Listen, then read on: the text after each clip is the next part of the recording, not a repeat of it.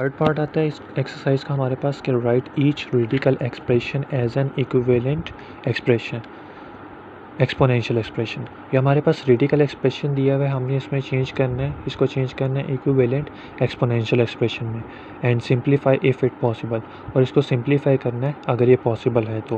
पहला पार्ट इस क्वेश्चन का आ जाता है हमारे पास के क्यूब रूट ऑफ 5 और बाहर क्या आ जाता है ब्रैकेट में स्क्वायर आ जाता है। अब हम इसको जब सॉल्व करेंगे हमारे पास क्या चीज़ आ जाती है कि क्यूब रूट अगर 5 लिखें तो अगर 5 को क्यूब रूट से हटा कर लिखें तो हमारे पास क्या आ जाता है 5 और बाहर क्या आ जाएगा 1/3 एंड देन इसके बाहर क्या आ जाता है स्क्वायर आ जाता है।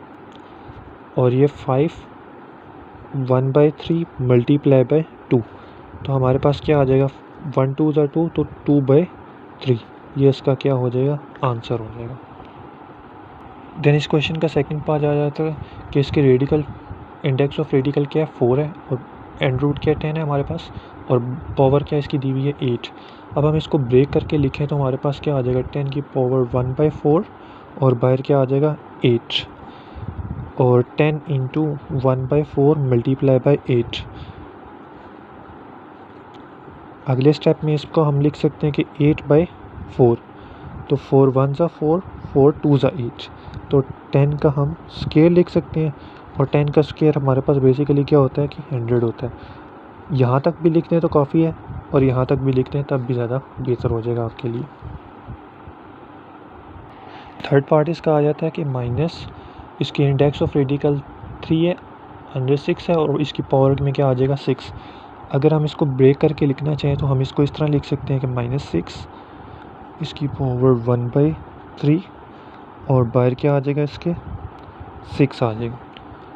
इसको मज़ीद करना चाहें तो हम क्या लिख सकते हैं 1/3 मल्टीप्लाई बाई 6 तो -6 और 6/3 3 1 ज़ा 3 3 2 ज़ा 6 -6 का स्क्वायर इस फॉर्म में भी लिखते हैं तो ठीक है और -36 लिखते हैं तब भी ठीक आंसर आ जाएगा आपके पास। चौथा पार्ट इससे बिल्कुल मिलता जुलता है इसलिए मैं नहीं कह रहा आपको।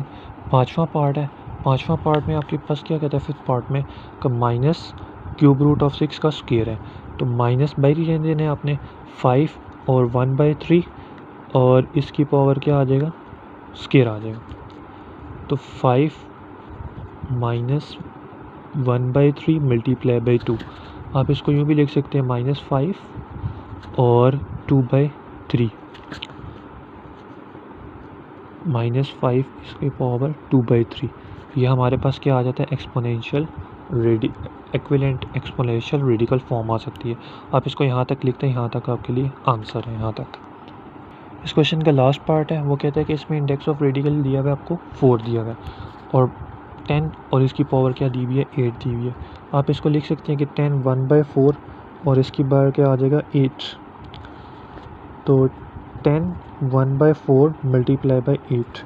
आप इसको बेशक यहाँ से भी कटिंग कर सकते हैं और इसमें अगला स्टेप करना चाहें तो 8/4 यूँ भी लिख सकते हैं आप 4 1 ज़ा 4 4 2 ज़ा 8 तो 10 का स्क्वायर आपके पास बन जाएगा। 10 का स्क्वायर क्या होता है आपके पास 100 होता है।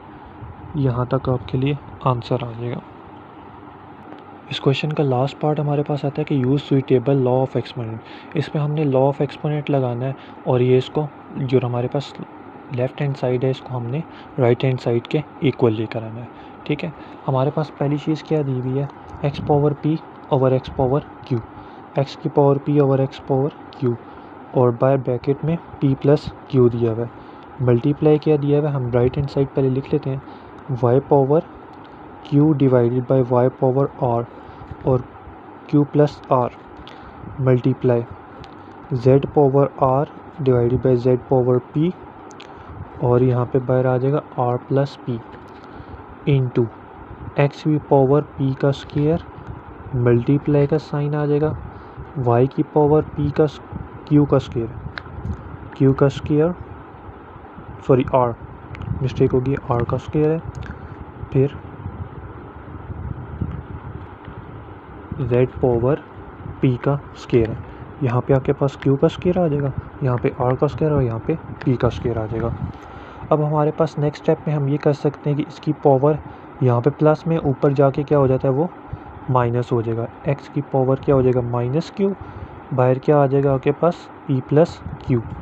मल्टीप्लाई का निशान डालेंगे, यहाँ पे भी वही काम करना है, वाई पावर क्यू और डॉट वाई पावर आर है यहाँ पे, तो आर ऊपर चला जाएगा तो क्या हो जाएगा माइनस में आर हो जाएगा, और बाहर क्या आ जाएगा आपके पास क्यू प्लस आर आ जाएगा। मल्टीप्लाई का sign Z power R multiply dot का साइन, और जेड पावर पी ऊपर जाके क्या हो जाएगा जेड पावर माइनस पी, और बाहर आर प्लस पी रहेगा। और मल्टीप्लाई का साइन डालेंगे एक्स पावर क्यू का स्क्वायर, वाई पावर आर का square and then Z power P का स्क्वायर। यहाँ तक आपने लिख लेना है। देन यहाँ पे बेसिस सेम है तो पावर्स क्या हो जाती हैं ऐड अप हो जाती हैं, p माइनस क्यू और बाहर क्या आ जाएगा p plus Q, multiply Y power q minus R और q प्लस आर आ जाएगा, multiply z power r minus P और r प्लस पी। अब इस तरह हमारे पास x पावर p का स्क्वायर q का square multiply y power r का स्क्वायर और मल्टीप्लाई z पावर p का स्क्वायर हो जाएगा। सो हमारे पास यहाँ पे आ जाता है नेक्स्ट स्टेप में हमने ये करना है कि p माइनस क्यू है और बाहर क्या है p प्लस क्यू है, तो हमने एक फार्मूला यहाँ पे पढ़ा हुआ है, यहाँ पे मैं ऊपर दिखा देता हूँ आपको। a का स्क्वायर माइनस b का स्क्वायर क्या होता है a plus B a minus B into a plus B. हमारे पास ये फॉर्म बन रही है a माइनस बी और a प्लस बी वाली। अब हमने इसका फार्मूला क्लोज करना है, a का स्क्वायर माइनस b का स्क्वायर क्लोज करना है। सो हमारे पास हम इसको इस तरह लिख सकते हैं कि हमारे पास क्या है p का स्क्वायर माइनस q का स्क्वायर है, यहाँ पे मल्टीप्लाई, यहाँ पे भी वही बन रहा है a माइनस बी और a प्लस बी।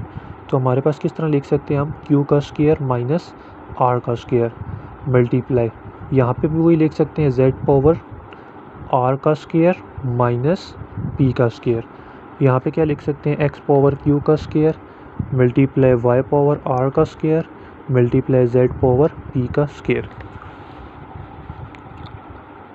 अब हमारे पास जो बेसिस सेम है वो हमने क्या करनी है ऐड अप कर लेनी है, x पावर p का स्क्वायर माइनस q का स्क्वायर, ये वाला x यहाँ पे लिखेंगे हम, मल्टीप्लाई डालेंगे x की पावर q का स्क्वायर लिखते हैं, मल्टीप्लाई साइन डालना है आपने x